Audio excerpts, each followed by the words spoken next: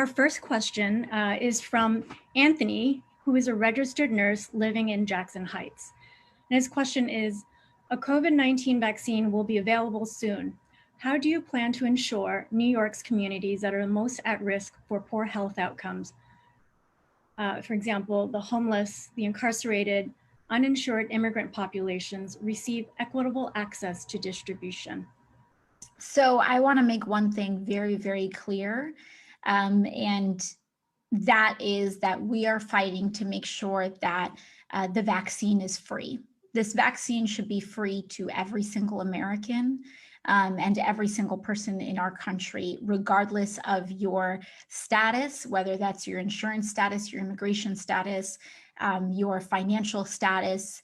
The only way that a tested and vetted and successful vaccine can actually work is if we get as many people to partake in it as possible. So I think one of the things that we should really focus on is to use our testing model almost as a model for vaccines. And that means that it is free to any person that needs one.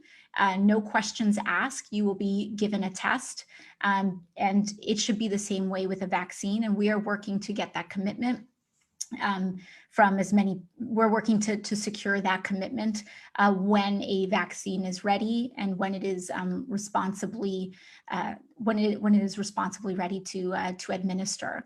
And lastly, when it comes to our frontline communities that have been hardest hit, I agree in that we lower both the financial barrier and we should lower the structural barriers, whether it is the same. And again, we can use testing as a model for this.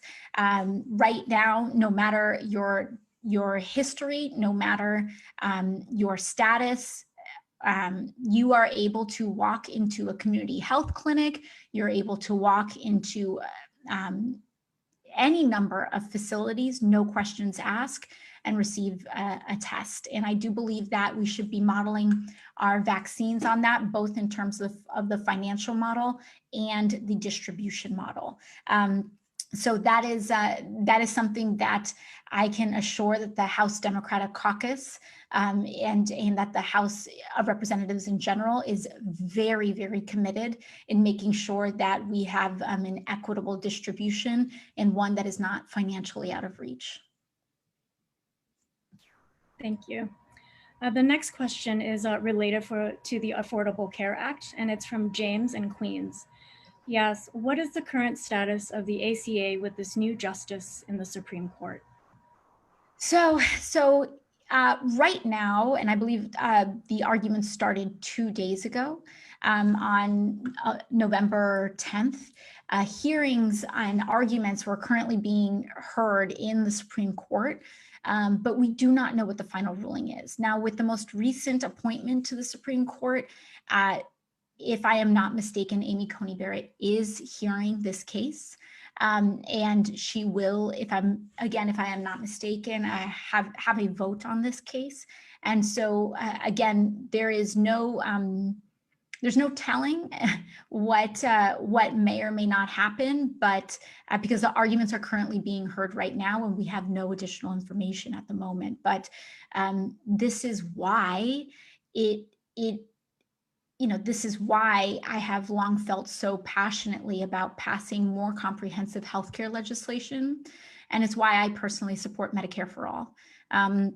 Because, we are at such a delicate point with the ACA, and it very well may be with a 6-3 Supreme Court, if that does not change, that we may have a court that dismantles much of our healthcare policy and our access to healthcare in the United States. And so that is why we have to make sure that we continue to push and counter on the legislative front to make sure that we pass policy that guarantees healthcare as a human right to all people in the United States.